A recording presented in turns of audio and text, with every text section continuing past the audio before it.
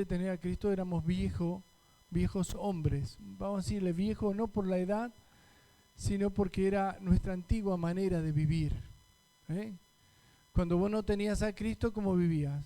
Desordenadamente. Y hacías la voluntad de tus pensamientos, de tu cabeza. ¿Sí? ¿Y tu cabeza qué hacía? Tengo ganas de esto, tengo ganas de aquello, tengo ganas de lo otro. Nos llevaba a andar de aquí para allá en cualquier lugar. Y esto es lo que dice esta palabra. Y dice más, que perdieron toda sensibilidad. He dado varias veces este ejemplo, pero lo voy a decir una vez más porque a veces nos olvidamos. ¿Vieron cuando uno comete algún error? Va y pide perdón porque se sentía en falta, ¿no es cierto? Pido perdón porque hice algo malo. Y va a la semana y vuelve a cometer ese error o otro error y va y pide perdón. Y pide perdón a Dios y pide perdón a con quien habla.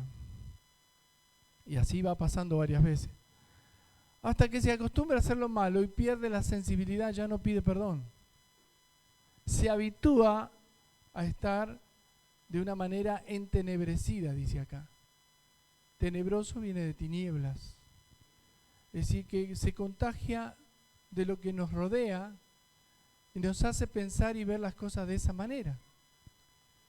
Ahora bien, te voy a pedir, Jonathan, ¿me puedes traer un poquito de tomar, puede ser?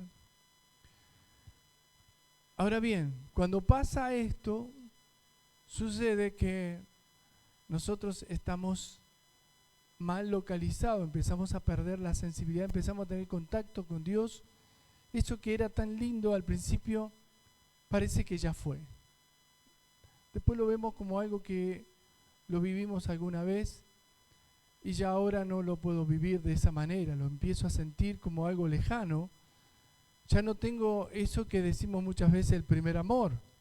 ¿Por qué? Porque perdemos la sensibilidad y empezamos a vivir como personas que no tienen a Cristo, haciendo cosas que están mal frente a los ojos de Dios.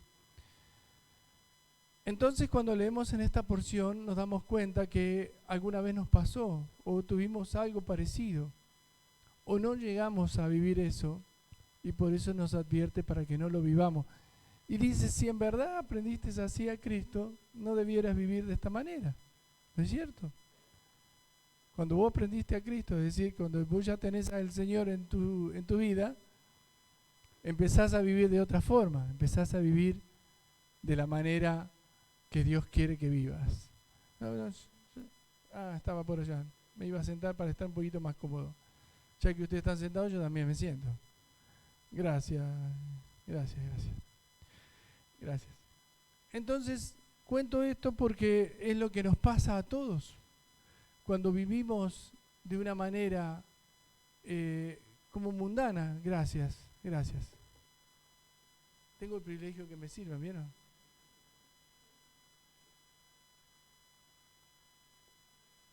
Ahora estamos bien. Entonces quiero contarles esta parte. ¿Por qué? Porque cuando leemos esta parte de Efesios, anterior a esto, el apóstol Pablo va contando lo que el Señor consiguió después de la muerte. Fue a lo profundo, dice, a las tinieblas, venció a Satanás, el que tenía el imperio de la muerte, le sacó las llaves del infierno y vino con regalos que son los ministerios que le dio a la iglesia. Por eso la iglesia no somos nosotros personalmente, sino que somos el conjunto que se congrega y se llama iglesia. Amén. ¿Por qué? Porque dice acá que estamos unidos por nuestras coyunturas como un cuerpo natural. Pero cuando nos desarraigamos del cuerpo, empezamos a tener estos efectos, como leía recién, empezamos a tener entendimiento entenebrecido. Yo quiero explicar un poquito esto porque a veces no nos damos cuenta. Aquí adentro de la congregación, juntos estamos aquí, no vamos a decir nada que esté fuera de lugar. Seguramente vamos a decir cosas lindas, te bendecimos, estamos todos felices, todo bien. Pero cuando salgo de acá, seguramente pasa, como muchas veces pasó, que saliste del lugar santo y volviste a la vida rutinaria, para no decir del mundo, en el cual muchos factores que están a tu alrededor te llevan a perder la sensibilidad. Empezás a perder el tiempo de oración, la lectura, la congregación. Entonces perdés sensibilidad. No te das cuenta que Dios siente lo que tú estás viviendo. Que de alguna manera Dios está queriendo de alguna manera hacernos entender que cuando perdemos la sensibilidad no nos damos cuenta de lo que le pasa a Dios, ni al otro en la congregación. Nosotros muchas veces vemos la falta de empatía que tiene la iglesia en algunos casos, donde cuando alguien sufre, lo ignoramos. Cuando alguien tiene necesidad, lo ignoramos. Y eso viene a causa de perder la sensibilidad. Esto es lo que dice esta palabra. Tener el entendimiento entenebrecido. Pero dice el versículo 25, vamos a hablar ya un poquito, vamos a leerlo de la versión NTV, para que lo compare todo lo que hemos leído con esto. Dice, versión NTV, versículo 17, dice, con la autoridad del Señor digo lo siguiente. Ya no vivan como los que no conocen a Dios, porque ellos están irremediablemente confundidos. Me gusta esta palabra. Irremediable. Es decir, cuando alguien está confundido, no sé si le ha pasado a ustedes que están en evangelismo, que le quiere hablar de Dios, y no es que sea ateo porque sí. Están confundidos de tal manera que a veces nos cuesta qué argumentos llevarle, a no ser por el Espíritu Santo que puede tocar ese corazón y transformarlo. Tanto sea de cualquier religión, ¿no es cierto? Porque todo el mundo compara las religiones cuando vamos a evangelizar. Algunos que son católicos te dicen cosas de los católicos y otros que son evangélicos pero están también irremediablemente confundidos. Hay personas que tienen conceptos que son irremediables, no los podemos cambiar. ¿No te cuesta a veces cuando estás predicando decir, ¿cómo no puedo entender esto? Cuando le estamos hablando a un hermano que deja de venir a las reuniones, pero no es solamente las reuniones lo importante, es el compromiso con Dios. Estoy leyendo que por todos lados salen portales hablándonos de la venida del Señor. Hoy me recibí un mensaje del anticristo que tiene que ver con el presidente de nuestra nación también. No quiero decir que esto estoy a favor ni en contra, estoy diciendo que estoy en contra del anticristo, ¿sí? Pero ¿cómo el diablo se puede disfrazar de ángel de luz para irremediablemente confundirte? Y eso pasa no solamente en las altas esferas, sino también en lo más pequeño, en nuestra relación diaria, aún con nuestra propia familia o amigos, ¿no? Que están confundidos y te confunden más a vos. Y la Biblia dice y anticipa que en el último tiempo Satanás va a confundir de tal manera a los que van a estar, que aún a los escogidos va a lograr confundir, a muchos escogidos. Es el plan diabólico perverso de Satanás. Pero dice algo más, tienen la mente llena de oscuridad, que es lo que le dije antes. ¿Qué es lo oscuro? Hablamos de tinieblas, hablamos de tenebroso, tiniebla, oscuridad, significa lo que se oculta, y lo que más se oculta no son las cosas lindas. Las cosas lindas las queremos mostrar a todo, con todo el mundo, sino es el pecado. Cuando estamos así en comunión estamos bien, pero ¿qué pasa cuando estás solo o estás sola? ¿Qué pasa con tu vida cuando te sentís que no hay nadie, nadie te ve, y por ahí tenés ese flash que Satanás utiliza como un dardo, también llamado influencer o influencia, lo mismo, y te lleva para su local o para su terreno, la oscuridad? ¿No es cierto? Decimos, ese día, ¿qué me pasó? Y fíjese un poquito más. Tienen la mente llena de oscuridad, vagan lejos de la vida de Dios que Dios ofrece, porque cerraron la mente y endurecieron el corazón hacia Él. ¿Qué es lo que dije antes? Perder la sensibilidad es endurecer el corazón. En este último tiempo me he encontrado con cristianos que se han apartado y tienen el corazón más duro que un ateo.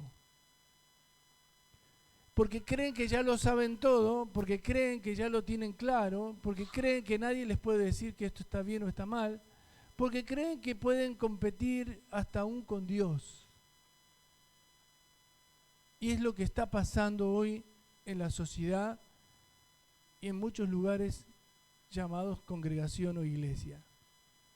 Y dice más, han perdido la vergüenza, viven para los placeres sensuales y practican con gusto toda clase de impureza. Yo no necesito expresar con detalle esto porque creo que la mayoría entendemos lo que es una impureza sexual, lo que es todo eso que deriva una cosa a la otra.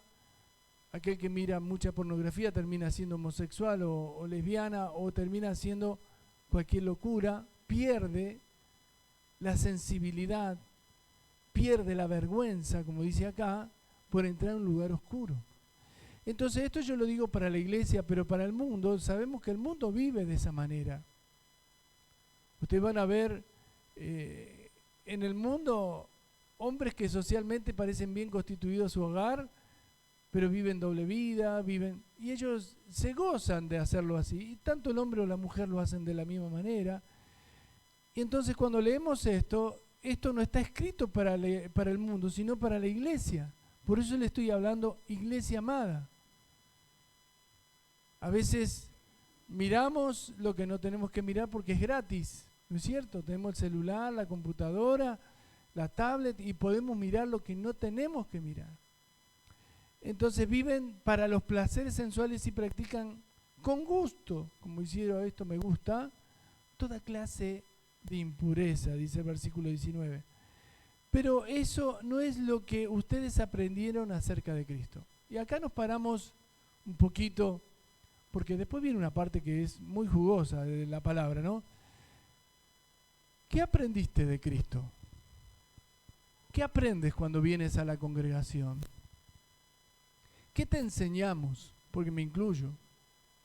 ¿Te enseñamos a practicar estas cosas? ¿Facilitamos diciendo esto es permisivo, se puede hacer? No. Si tú aprendiste a Cristo, no podés vivir con la mente atada a eso. Al contrario, tienes que ser un soldado fogoso que va en contra de eso. ¿Cierto? Y dice, pero no es lo que ustedes aprendieron acerca de Cristo, ya que han oído sobre Jesús y han conocido la verdad que procede de Él. Esa canción dice, enamorado de Jesús. Me hace ruido todo el tiempo, porque uno está enamorado de la persona de Cristo. El Señor jamás te diría esto está bien, no aprobaría. Lo que Él dice que está mal, está mal. Y como juez justo, Él no va a permitir en su juicio final que alguien diga, pero yo iba a la iglesia, yo era amigo del pastor, yo era amigo de los hermanos, yo era esto, yo era aquello. Toda injusticia será juzgada, dice la palabra, y ese juicio viene a través de Jesucristo. Por eso el Señor antes de juzgar te enseña la verdad. Por eso el Señor antes de condenar te enseña lo que está mal. ¿Amén? ¿Me sigue o no? ¿Estamos en la misma calle, en la misma dirección? ¿Vamos para el mismo rumbo? Sigamos entonces. Dice el versículo 22, desháganse de su vieja naturaleza pecaminosa y de su antigua manera de vivir, que está corrompida por la sensualidad y el engaño. Ustedes saben lo que es algo corrupto o corromper. Es algo que deja de ser original, se ensucia, se pudre, se enferma. Eso es algo corrupto. Aunque lo apliquemos a diferentes áreas, lo corrompido acá tiene que ver con el corazón del hombre.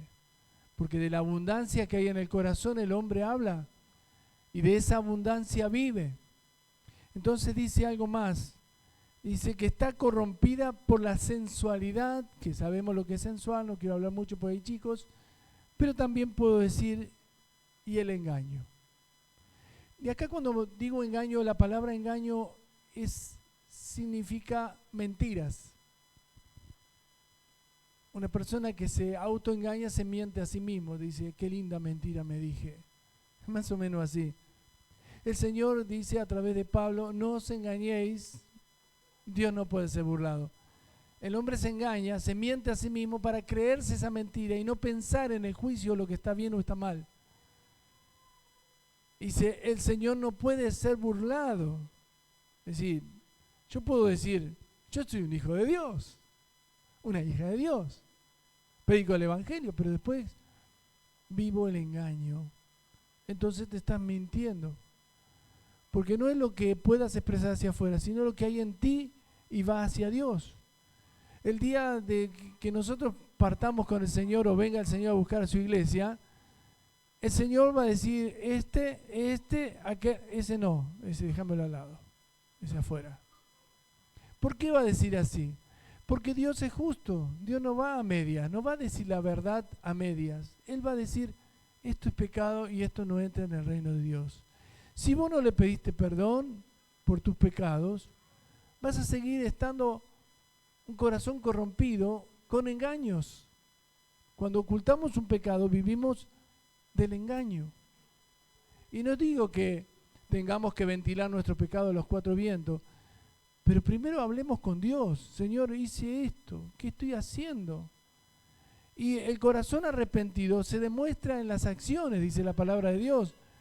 Porque aquel que realmente se arrepintió, Dios considera ese arrepentimiento y lo perdona y lo limpia. Amén. Versículo 23 dice, en cambio, dejen que el Espíritu les renueve los pensamientos y las actitudes. Por eso te dije que estamos hablando a los cristianos, no estamos hablando a gente que no tiene a Cristo. Y muchas veces nos pasa que estamos a medias con Dios. Como dice el dicho viejo de la calle, las medias son para los pies, pero Dios, o sos o no sos. Una vez dije,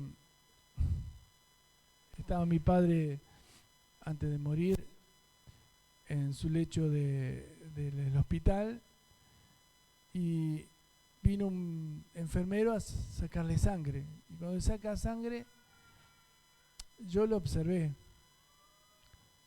Y yo le dije, este hombre es medio gay. Y mi papá me dijo, no existe un gay a medias. O es gay o no lo es. Y Dios me habla con eso que dijo, pues dice, no existe un cristiano a media. O sos o no sos. O sos cristiano y tenés a Cristo y vivís para Cristo, o no lo sos. Por eso no hay actitudes que no se pueden medir a medias. ¿Son o no son? ¿Es luz o es tiniebla? No hay luz a media.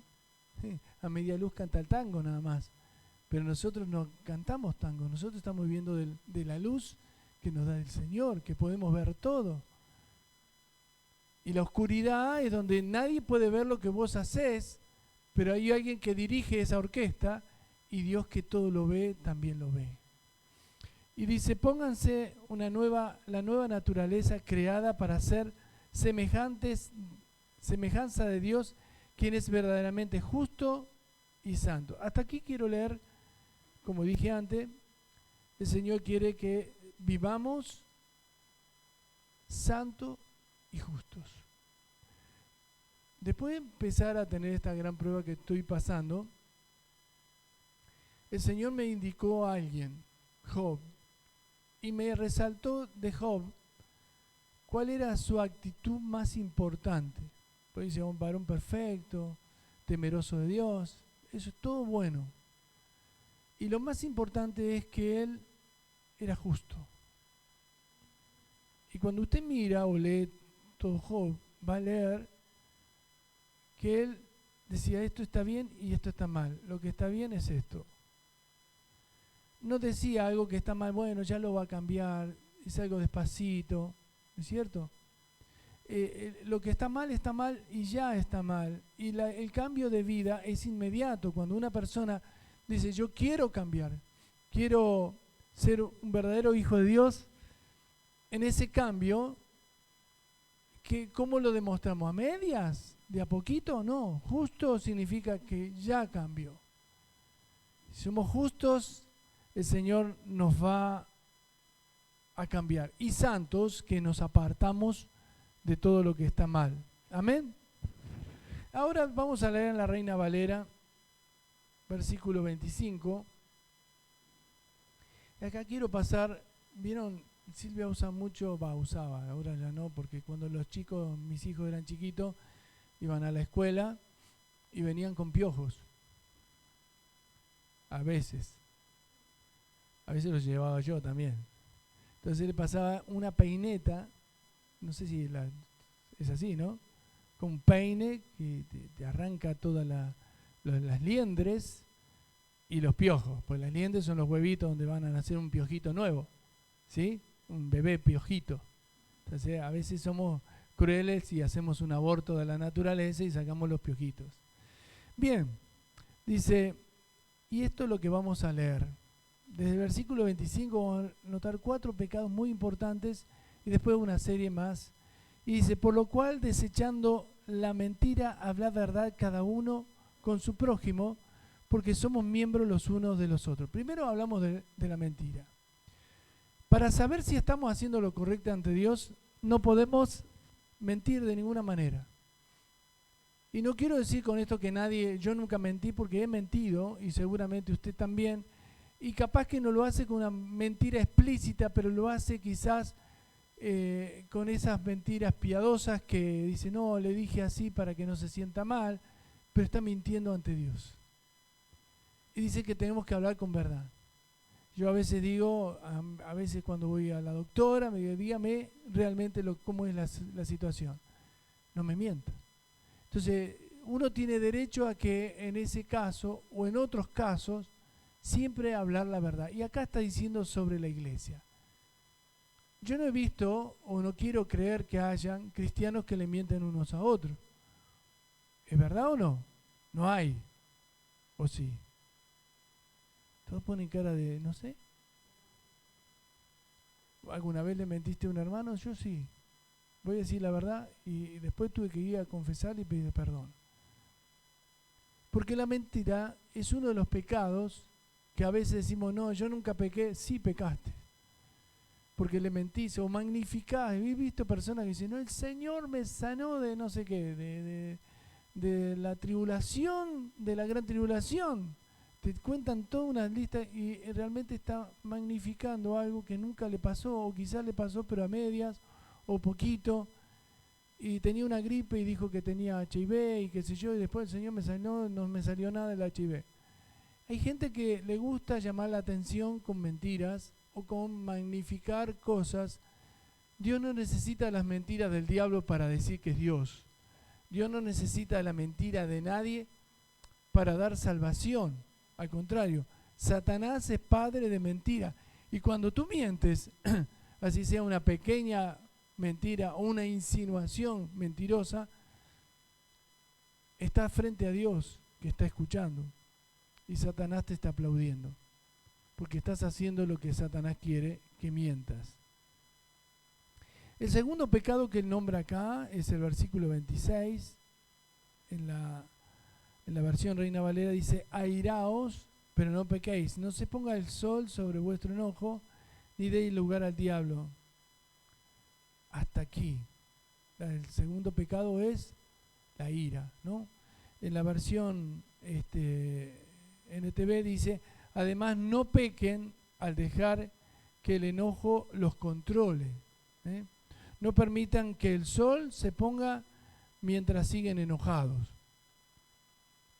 ¿Alguna vez te fuiste a dormir y estabas enojado con, si es esposo o esposa, o con tus padres, o con tus hermanos, o con tus hijos, o con un amigo? Una de las cosas que el Señor me trató mucho desde muchos años es eso, no dejar pasar mi enojo en este sol. Porque el enojo genera una comunión con Satanás. Satanás es padre del enojo. Que no se ponga el sol sobre vuestro enojo, dice en la versión Reina Valera. Ni deis lugar al diablo. Satanás sabe que cuando vos estás enojado, cuando tenés ira, Satanás puede gobernar tu corazón. En Santiago dice, en la ira del hombre no obra la justicia de Dios. Vos podés enojarte aún haciendo cosas que parecen buenas, pero Dios no va a respaldar tu ira. Dios no va a estar en tu ira. Podemos airarnos por el pecado, por cosas santas, eso sí, pero por la ira común que podemos tener, enojarnos con nuestros amigos, nuestros hermanos, nuestra familia, enojarnos, airarnos, ponernos mal, Satanás va a tomar lugar cuando esto pasa de un día al otro. Satanás sabe que esto es tierra fértil para sus artimañas. El versículo 28 dice, dijimos primero, no mientas, no te enojes. Como decía el chavo, pero no te enojes. Algo así, ¿no? Yo te digo, no te enojes. Y la tercera dice, el que hurtaba, no hurte más, sino trabaje haciendo con sus manos lo que es bueno para que tenga que compartir con el que padece necesidad. Acá viene una parte muy sensible, versículo 28, lo voy a leer desde la otra traducción, dice, si eres ladrón, deja de robar.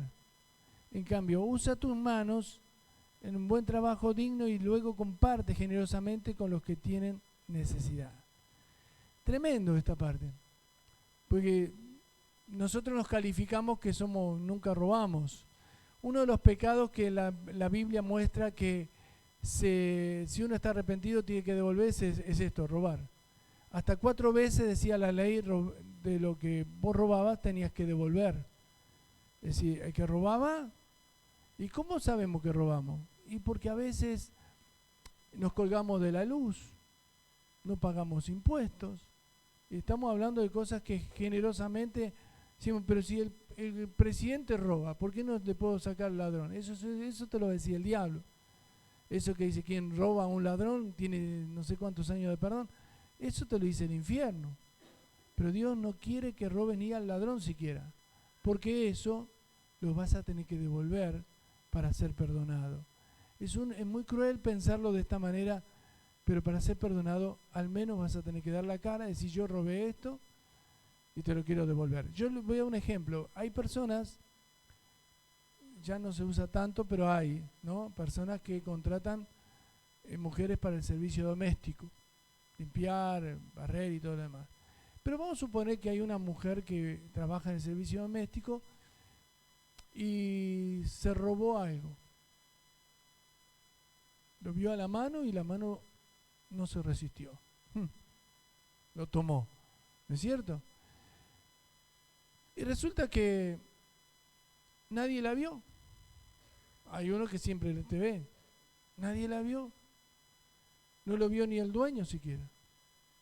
Pero un día el Espíritu de Dios le habla a su corazón y dice, mira, tenés que devolver lo que robaste.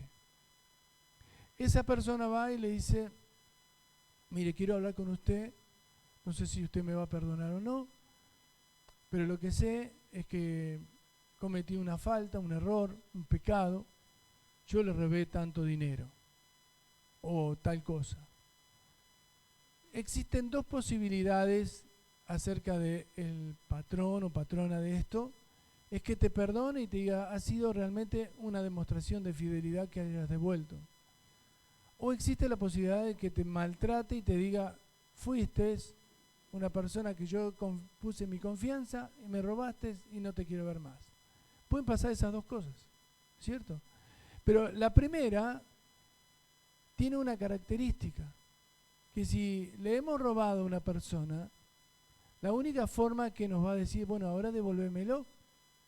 ¿Y cómo hacemos si lo que robamos es mucho y después me lo gasté o voy a ver lo que hice pero no lo tengo más? Ahí va a entrar en consideración a un juicio, que es lo que nombra la Biblia. Muchas veces hay una parábola acerca de uno que le debía tanto al rey, ¿no es cierto? Y que fue perdonado. ¿Queda en consideración del perdón o de sujetarse a las consecuencias de haber hecho ese pecado? Por eso el robo es grave. Hay personas que se cuelgan de la luz y un día descubren que le estuvieron robando el servicio eléctrico y vienen y te hacen un juicio. Y dicen, mira qué injusto, mira, me quieren hacer juicio. No es injusto, es consecuencia de haber robado. Existe la otra posibilidad, que el patrón vio que vos devolviste y mostraste un corazón sincero y digno de ser aprobado. Yo tuve esta experiencia con un empleado que tuve, que me robó mucho dinero,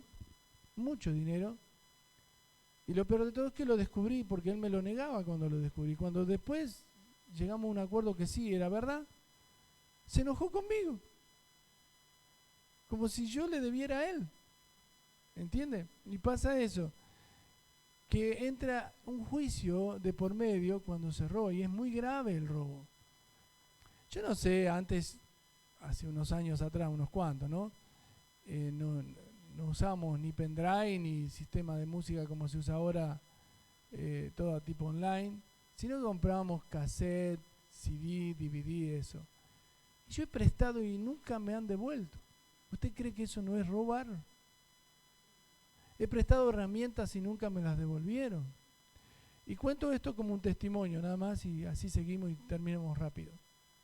Hace unos años me tocó ir a predicar a un lugar y fui con un grupo de hermanos, y entonces cuando llego a ese lugar le pido al pastor si me daba un lugarcito para poder orar un ratito antes de empezar la reunión. Voy a ese lugarcito y el Señor me dice así, abiertamente: este lugar está en pecado porque el pastor robó. Yo no sabía ni que robó, pero robó. Yo, ¿qué puede robar el pastor? Más en la iglesia. ¿Y cómo se lo digo? Porque si tengo que predicar, tengo que estar en luz. Entonces le dije: pastor, me acuerdo el nombre pero no lo quiero decir, pasó que estaba de rodillas al Señor. El Señor me dijo que había, primero fui despacito, había un pecado en la iglesia. Sí, me dice, sí. Y después fui, a medida que fue hablando, le dije: un pecado grosero, de robo. Entonces me dice: no me diga, como que le hubiesen robado a él. Digo: no, le quiero decir que usted robó. No, pastor, no, está equivocado, ¿cómo me va a decir eso? Así me dijo él. Pero le quiero decir que el Señor me lo dijo, y yo sé que el Señor no se equivoca. Así que bueno, usted sabrá qué hacer. Y a los 5 minutos el pastor se larga a llorar.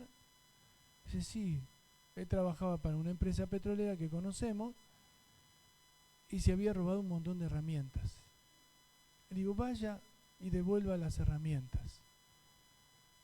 Usted ya sabe que el Señor se lo advirtió. Esta semana voy a devolver las herramientas. Pasa una semana y me entero que muere un accidente de él y la esposa. Si la devolvió o no, no lo sé.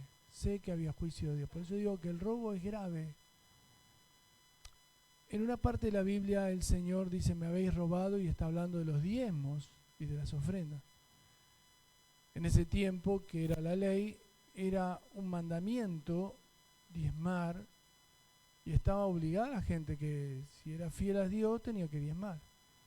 Pero el Señor dijo: me habéis robado. Que el Señor te diga: me habéis robado. Eso está hoy está en nuestro corazón.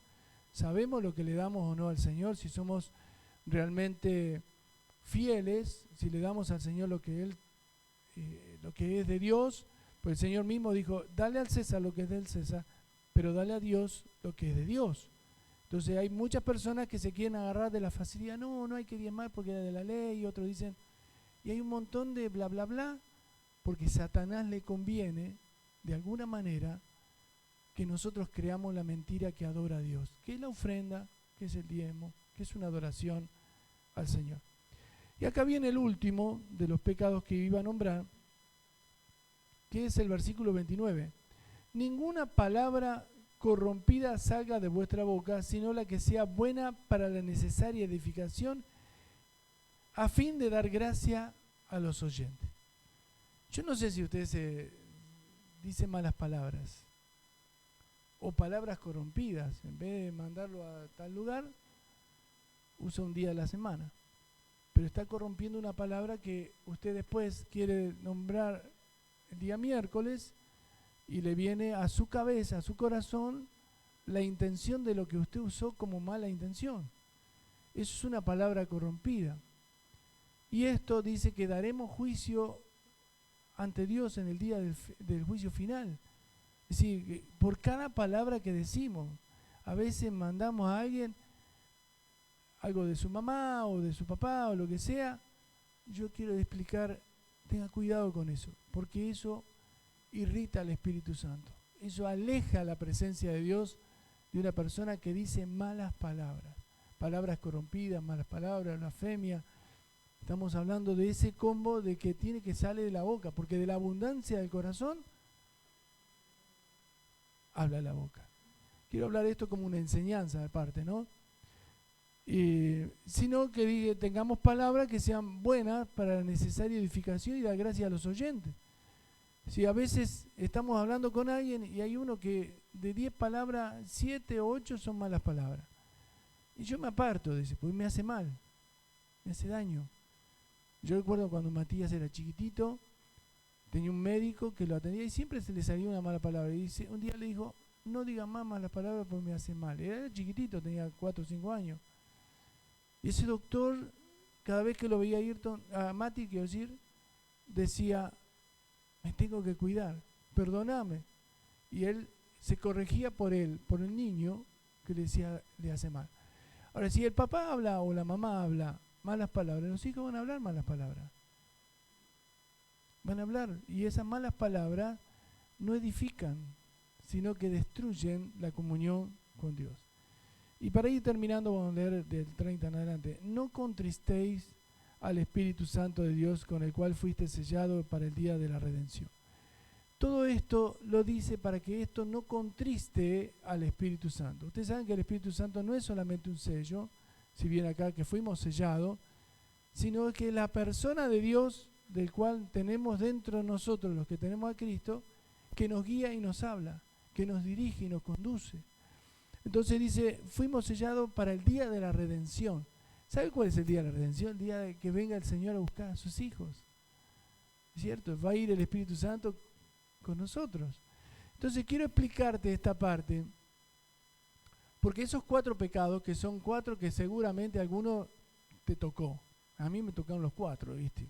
Digo, la verdad que en algún momento decía malas palabras, en algún momento me enojaba o se me escapaba, pero algo que se escapa es algo que tenés, ¿viste? Así que no se tiene por qué escapar.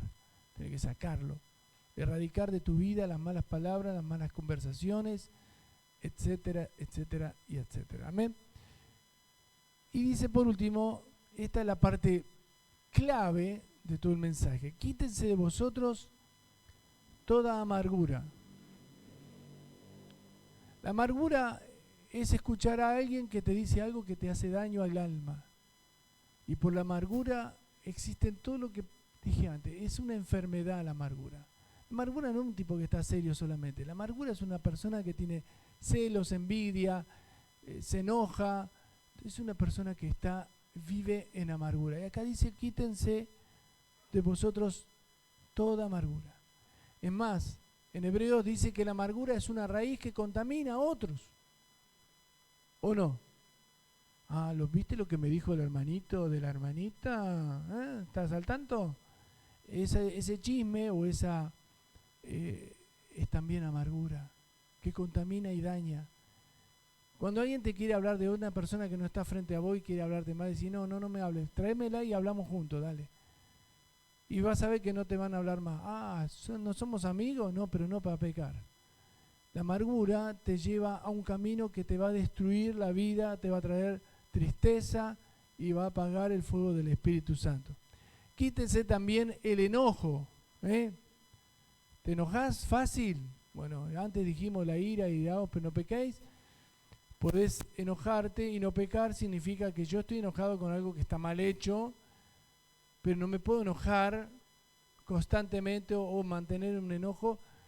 Dice, el enojo tiene que durar ¿cuánto? Hasta que venga el sol, se oscurezca. No dejes pasar el enojo hasta ese día. Ese día se terminó el enojo. Tenés que remediarlo, tenés que arreglarlo. Y dice, quítense también la ira. ¡Wow! La ira. ¿Alguno de ustedes se enoja mucho? Aparte de enojarse, tengo bronca. Bueno, esa es ira. Y no bronca de algo tonto, sino bronca que daña a otro. Pues vos tenés bronca porque Boca no o River, estamos los dos iguales. Pero esas son broncas tontas. Bronca es tener, cuando uno tiene celo o tiene enojos con una persona, esa ira para Dios es grave. Y acá nombra, no sé si en su Biblia, pero en esta Reina Valera dice gritería. ¿Alguna vez usted le grita a alguien o le gritó a alguien? Acá dice, quítese toda gritería. ¿Vieron que dice la Biblia? Dice gritería. ¿Por qué lo dirá? Porque hay gritones, hay gente que grita. Y maledicencia. Cuando maldecimos, la maledicencia significa que todo lo que sale de mi boca prospera haciendo daño a otros. Tengo que bendecir, no maldecir. Capítulo 3, versículo 8 de 1 Pedro dice, fuimos creados para bendecir, no maldecir, no maldigáis. Porque los ojos del Señor están sobre los justos y sus oídos atentos a sus oraciones. Mas Dios está en contra de aquellos que maldicen. Así que no maldigas a nadie, ni por mala intuición, ni por nada. Antes, sed benignos unos con otros, misericordiosos. Cambiamos la maldición por misericordia. ¿Cómo puede ser misericordia? Que me traigas una docena de facturas. No, misericordioso significa ver al otro que está padeciendo algo y uno extiende la mano para sacarlo o ayudarlo. Misericordioso es ser una persona que tiene piedad, que tiene amor, es una reflexión que viene por encima del amor. El amor mismo nos hace misericordiosos. Si no tenemos el amor de Cristo, no hay misericordia. Dice, perdonándonos unos a otros. Y acá viene la parte. Este es el fin de todo. El perdón, yo iba a hablar hoy del perdón, pero lo cambié por este mensaje, porque el Señor me dijo, habla de esto primero. El perdón es donde hay pecado. Si una persona perdona a otra cuando pecó contra esa persona. Estamos hablando de la iglesia. Fuera de la iglesia uno puede pedir perdón porque no robó más. Eso es una locura, ¿no? Pero en Cristo uno pide perdón por los pecados. O por haberle fallado a algún hermano. O fallar a la iglesia. O fallar a los hermanos. O a la familia. Y eso tiene que ver por algún pecado. Entonces dice que tenemos que perdonarnos. Así como dice acá, así como Dios también os perdonó a vosotros en Cristo. Yo creo que mis errores no se comparan con el perdón de Dios hacia mi vida. Seguramente yo voy a perdonar mucho menos que lo que Dios perdonó. Dios te perdona, pero también te exige, si tú quieres ser perdonado, lo dice en Mateo 6:16, tú tienes que perdonar, porque si vosotros no perdonáis, vuestro Padre tampoco te perdonará. Es decir, yo puedo decir, pero estoy en la mía, yo tengo derecho a enojarme y no perdonar. Eso no es lo que dice la Biblia. La Biblia dice que debemos perdonar. Pero perdonar no significa emular que no pasó nada. Significa entenderlo, pero tener la gracia, la virtud y la fuerza de entender al otro como que también es débil y necesita el perdón de Dios. En Mateo 16, 18 y 18 dice que todo lo que atamos en la tierra es atado en el cielo y todo lo que desatamos en la tierra es desatado en el cielo. Y está hablando del perdón. Cuando yo perdono a alguien, se desata esa persona de las tinieblas y lo perdono aunque no me perdone. Hay 3 fases del perdón. Una, que yo perdone a alguien. Otra, que me pidan perdón a mí. Y la tercera es que yo me pida perdón o yo me perdone a mí mismo, que sería cuando una persona tiene falta de perdón. Es como tener la culpa que no te deja avanzar en tu vida. Pero tenemos que perdonar. Acá es el punto crítico de todo este mensaje. Perdonar y ser perdonado. Pedí perdón si tenés que pedir perdón. Yo sé que a veces pedimos perdón por cosas tontas y a veces pedimos perdón por cosas muy fuertes. Y las cosas tontas ni siquiera te prestamos atención, pero las muy fuertes te van a acusar de que, qué sé yo, de lo que sea. Pero Dios te dice, perdónalo. Perdona a tu hermano, perdona a quien tengas que perdonar, porque así también el Señor nos perdonó. Capítulo 3:17 de Juan 3:16 dice, porque de tal manera amó Dios al mundo, que ha dado su Hijo unigénito, único, para que todo aquel que en él cree no se pierda, mas tenga vida eterna. Y el 17 dice, porque Dios no envió al mundo a Jesucristo para condenar al mundo, sino para perdonar. Lo que nos aleja o nos divide de Dios es precisamente nuestro pecado y necesitamos el perdón por nuestros errores. A veces nos cometemos errores que son tonteras y a veces son errores que lastiman. Y yo entiendo que eso por ahí lleva más tiempo, la restauración, pero el perdón tiene que estar ahí. Te perdono, pero necesito tiempo para restaurar. Eso será más normal en el caso de alguna situación muy reciente. Pero debemos perdonar porque Él nos perdonó, ¿no es cierto? ¿Qué hubiese pasado si cualquiera de nosotros hubiese hecho el peor pecado? Salvo blasfema contra el Espíritu Santo, pero el peor pecado. Nos sentiríamos sucios, ultrajados, porque Satanás es lo que te hace sentir. Ahora no sos digno, ahora no servís para nada, pero cuando sos perdonado, sentís no solamente el alivio de Dios, sino que esa carga desaparece de tu vida. Hay un capítulo, y esto es para que lo reflexione, Romanos capítulo 1 dice, Dios perdona todos nuestros pecados. Te lo demuestra ahí con todo lo que va diciendo. El hombre perdona, pero no todo. Porque esto es humano. Ya cuando tenemos que perdonar, ya es humano. Pero la naturaleza no te perdona nada. Porque todo lo que siembras, eso recoges. Y cuando dice todo, no está salvo tal cosa, dice todo. Es decir, acá sembras bien, recoges bien. Sembras mal, recoges mal. Y el perdón lo que hace es limpiarnos de lo que sembramos mal.